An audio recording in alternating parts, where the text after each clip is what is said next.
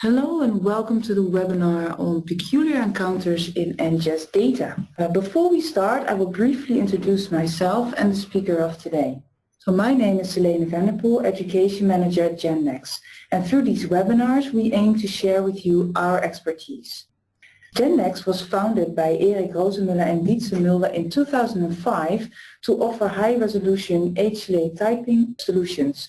We strongly believe that sharing knowledge and ideas lead to the best results, and GenNext has been organizing worldwide training sessions from the start. So we develop platform-independent reagents and reagent-independent software solutions because we would want you to make the choice that suits your situation the best. GenNext is now a team of about 50 people worldwide which are dedicated to support you. And 50% of the employees have a PhD, so there's a lot of dedicated knowledge here. And now I would like to introduce the speaker of today, my colleague Erik Rozenmuller, Senior Scientist by Informatics and co-founder of GenNext.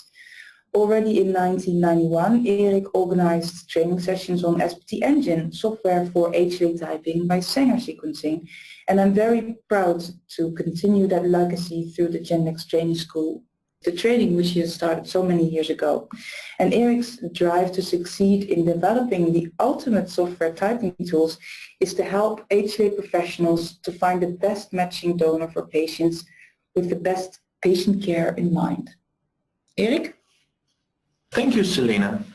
Today I would like to share some experiences in analyzing NGS data, and especially those things which are of influence on the quality of our data.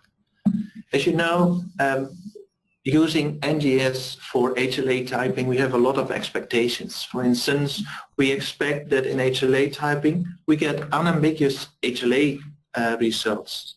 That means typings to allele level.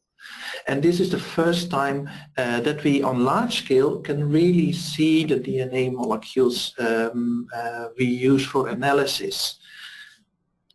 But we always say that PCR is the key to a good HLA typing, and that also is applicable on the quality of whatever we get for data, because during PCR amplification randomly wrong nucleotides are introduced. And also there are systematic errors, like at locations where there are homopolymers or repetitive sequences. And we see those things. They're visible in the reads because each read represents a single molecule. And as I said, this is the first time that we will really see this in the data, except for some of us who still remember the time of cloning, where we also saw all kinds of wrong nucleotides and effects. To show you this, to illustrate this, this is a picture of NGS Engine, where you see on the top the gene, in blue are the two UTR regions, in yellow the exons, and in intermediate there are the introns. And this is a zoom in on a small fragment of the beginning of exon 2 from HLA-B. And what you see is these gray bars, and each bar represents a read, so a single DNA molecule. And they are gray because they match with the two alleles, the B14 and the B44. But if you look here, you see two nucleotides, a T and an A, which does not fit in either of these alleles. And these are examples of wrongly incorporated nucleotides during the primary PCR, because this data from the sequence is high quality. And also on the statistics next to this little table, it tells you that there are 1,242 reads with a T, but still there are a few with a G or a C. These are random errors from the primary PCR. And to illustrate the quality of this, I will show you this statistics plot, which we call the noise plot. And this is a summary of the quality of the whole gene, of the data of this whole gene. And I explain this in a little bit more detail because we rely on these pictures in the interpretation of the rest of this presentation. Horizontally, you see all the nucleotides of this gene, and the vertical yellow bars indicate the exon regions. And for each position, there is a blue and a red dot. And the blue dot is the nucleotide which is mostly found at this position, and the red dot is the rest. So if you consider a position which is homozygous, for instance, 99% of all the reads have an A and 1% has a T, you will find a blue dot right on the top there, and the red dot there. And notice that the vertical axis is a logarithmical scale. Yeah.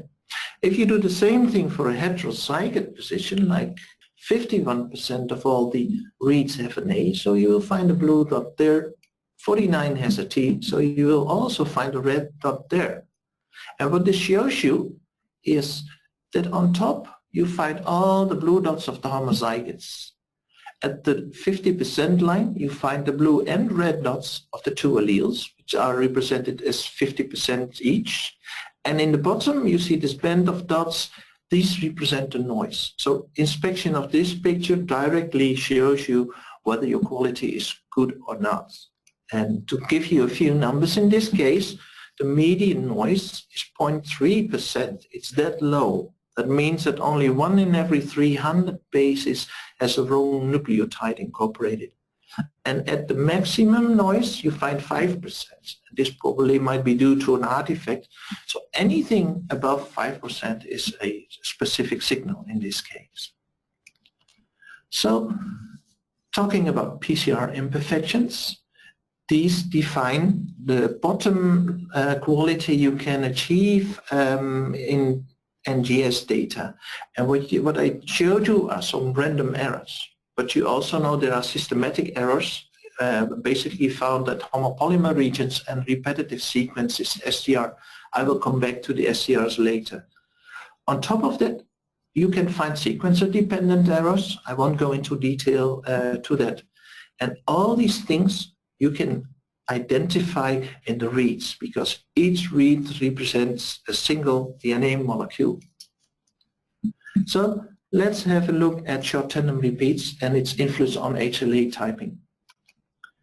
This is an example of a DRB5 intron 2 region, just beyond exon 2. And what you see is that it's a repeat of a number of GTs and then followed by a number of GAs. And these are sequences of alleles we found in the past. So you see that the number of GTs is not fixed and the number of GAs is also not fixed. And you can describe it by these two coefficients. You have M times GT followed by N times GA. And in this case, the flanking sequences also are unique for DRB5. So we thought, let's look into DRB5 to find out how well we can identify this repeat. Why DRB5? The reason to use DRB5 as a model is because we have a lot of samples in which we are certain that there is only one DRB5 gene present. And that is, if you also find a DRB4 or a DRB3 in a sample, then you know the haplotype, there's only one haplotype with the DRB5. And this removes the need to do interpretation of heterozygotes. The analysis becomes much more easy. So what we did is we did sequence a number of DRB5 genes, and we looked in individual reads which covered this whole repeat and just counted the number of GAs and GTs. And in this particular case, we sequenced the DRB5 or 1 or 2 and looked at the GA repeat. And the actual length is 8 times a GA.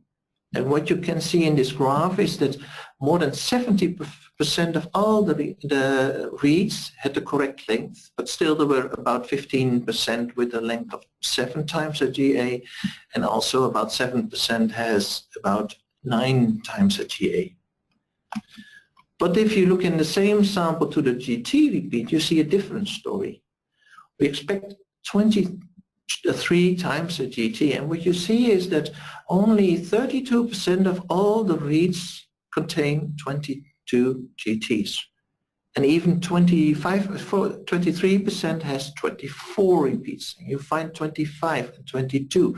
You see a whole distribution of numbers of GTs. So in fact, less than 50% has the correct length. Remember that this DRB5 is only in a single copy in this sample, so this is not a mixture of a heterozygote, this is purely a homozygous. And the only step in which this can have happened is in the primary PCR, because there you amplify the molecules. And we know this phenomenon. If you look for the same, for a similar sample in Sanger sequencing, you see that here you see it starts nicely as GT, but at some point you see smaller green peaks coming up, and there's even a position which is indicated by the W in which you see a perfect heterozygote. And this is exactly the same phenomenon, but in Sanger sequencing you measure the mixture of a lot of fragments. And in fact the numbers you see here match with the percentages I just showed you. Inspection of the length of these repeats and identifying the percentages of correct length, you see a summary of that here. And what you see is that there is, if a repeat is length of 5, almost all reads have the correct length. And it almost linearly decreases dependent on the repeat length. And an important conclusion is that if a repeat is longer than 18 repeats long, less than 50% of all the reads are correct. And that leads to some difficulty if you go into typing, because first of all, it will be very difficult to identify the correct length. I stated for this example that the length was 23, but I'm not sure. It could even be 24, because we do not have an independent measurement which is not dependent on the PCR. And this may lead to incorrect heterozygous calls. If less than 50% of the reads has the correct length, more than half will have a different length. So it's unclear what the repeat lengths are in the alleles. It's after measurement unclear what the correct length is, and interpreting patterns, this might lead to wrong heterozygous calls. And in fact, if we looked at the DRB5s currently sequenced for this study, we see that we found DRB5 alleles which are by estimate have 8 GA repeats and 18 GT repeats. But we also found them with 5 GA repeats and 19 GT repeats.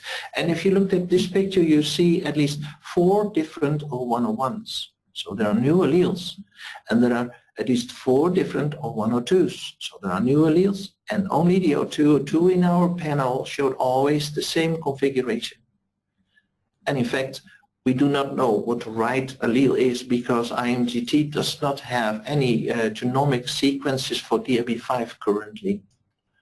So in conclusion, for this part, we have found new DRB5 alleles, definitely, but we are not sure about the exact length of the repeats.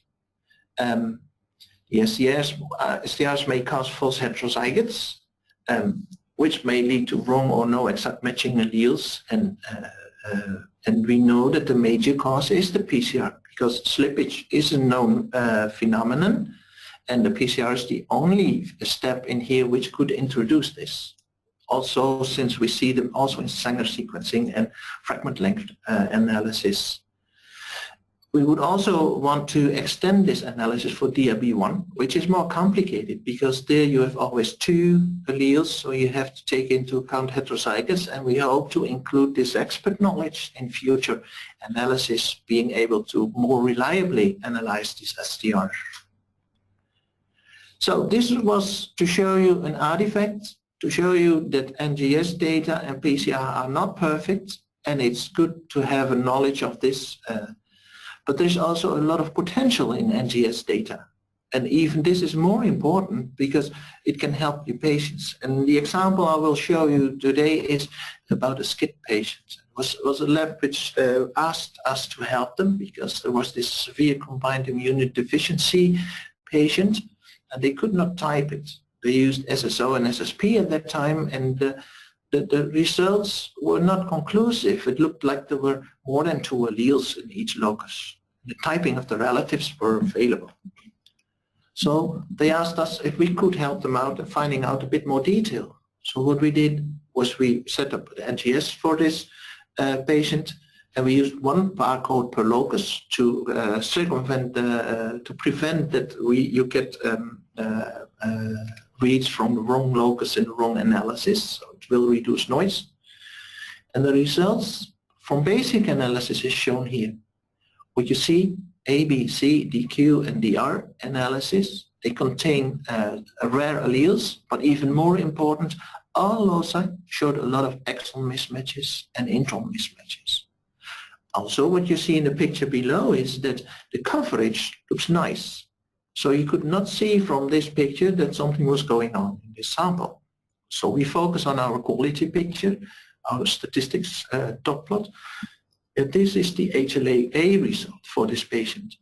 And what you see is a pattern here, which I just explained could be the two alleles, almost in balance.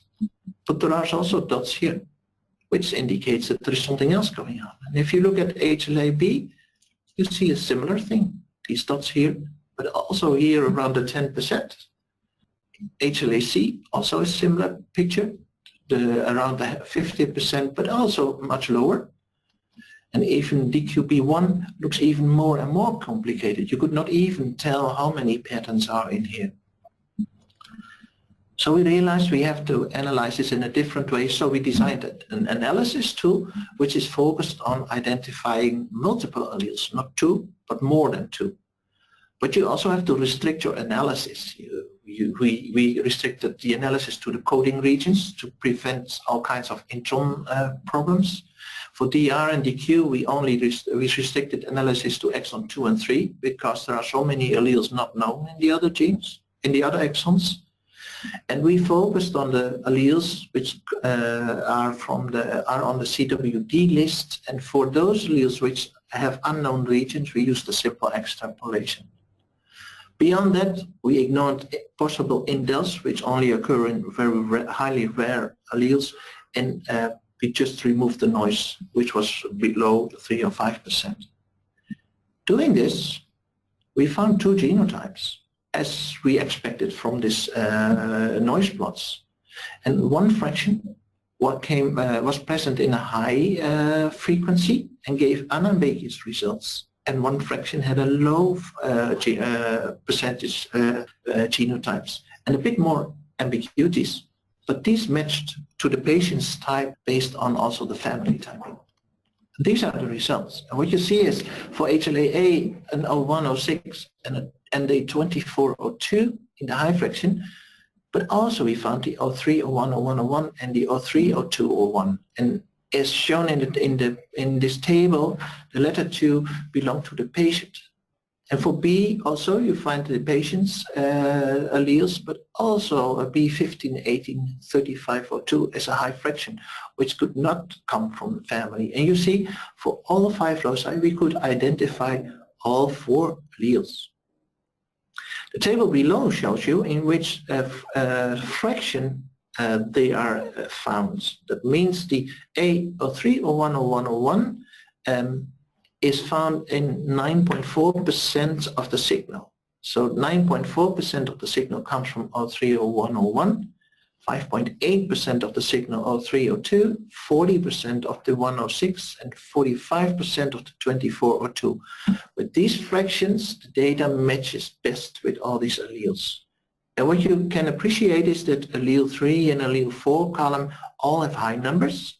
That for A, B, C, DQB1, they're more or less in balance. And for DRB1, also for DQB1 a bit, they're out of balance.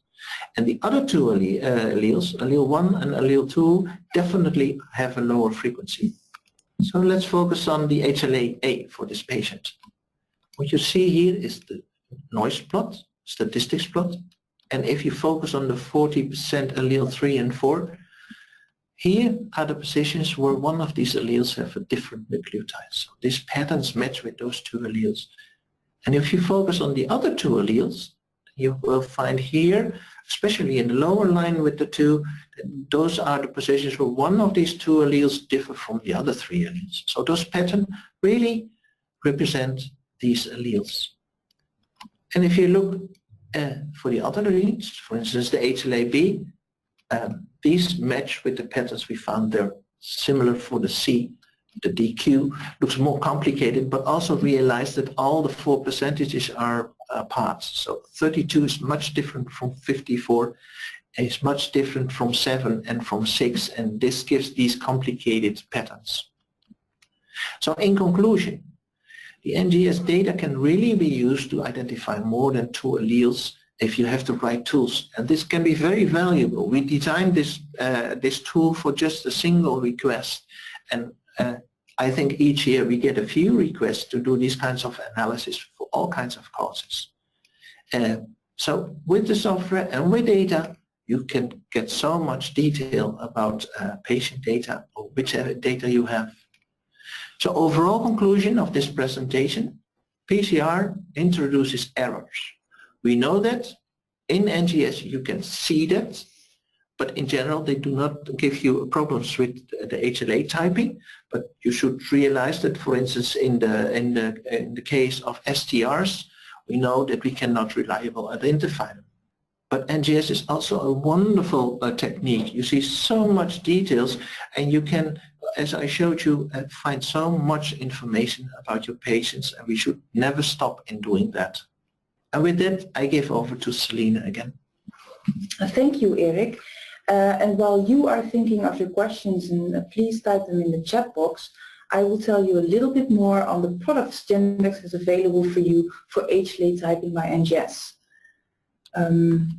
So Gendex offers the full NGS workflow, which means for all the individual steps, which I will not go into in detail, but everything starts with PCR amplification. We have, of course, talked about amplification today and what it can also have kind of side effects, but everything starts with a good amplification.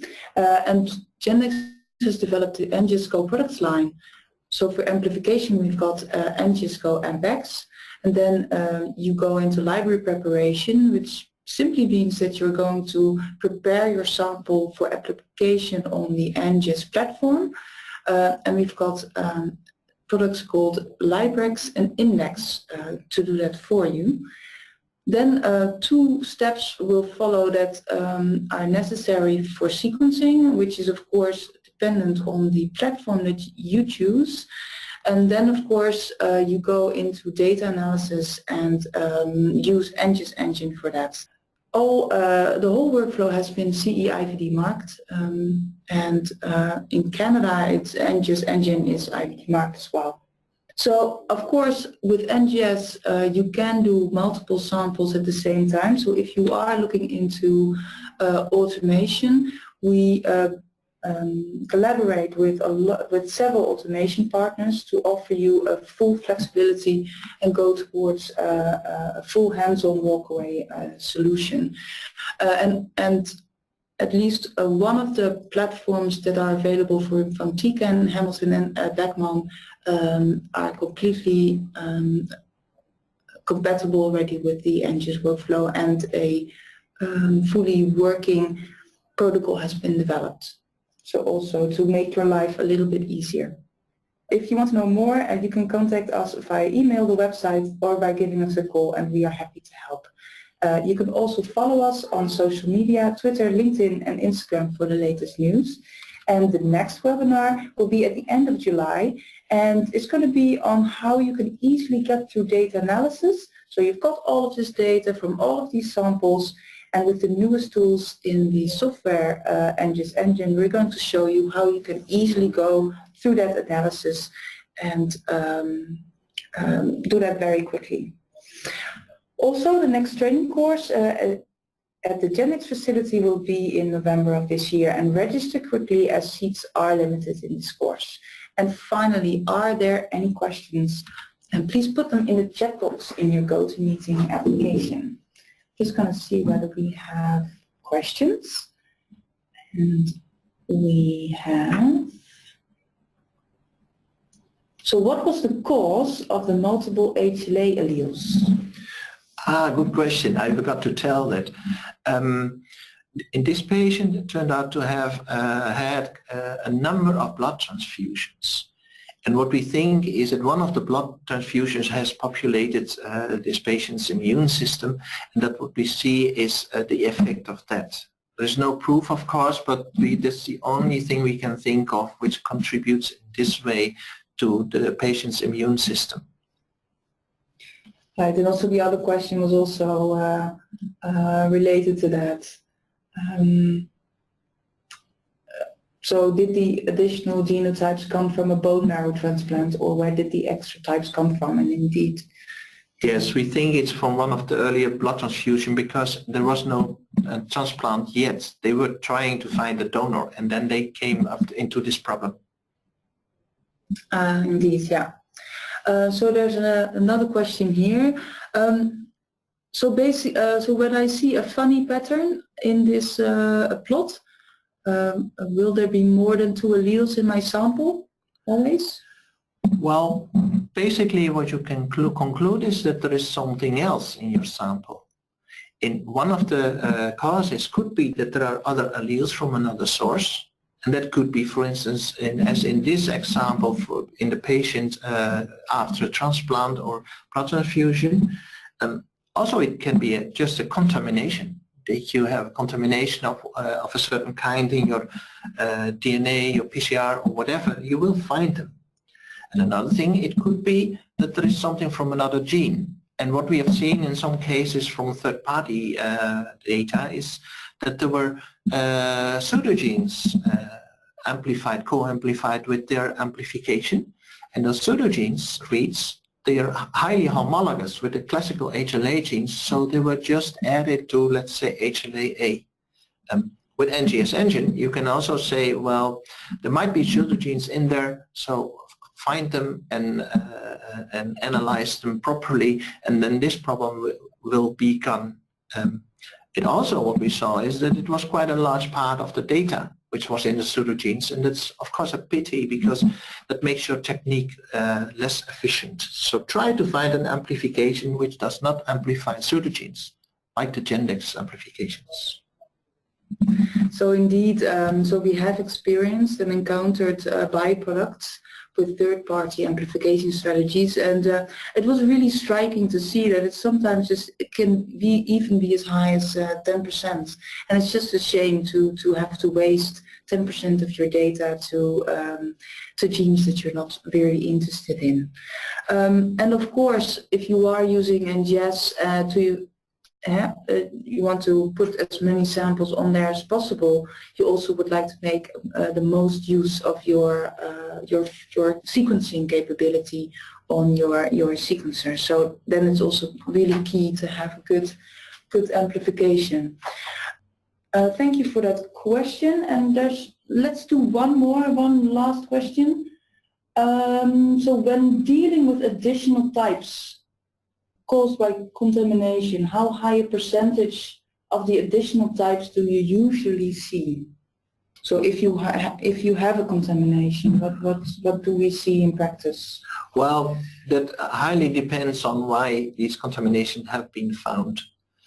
Sometimes contamination can be because someone made a pipetting error, and then you can find high frequency other alleles, and then you just have to repeat it. But we also have seen contaminations as low as a few percent, and in those cases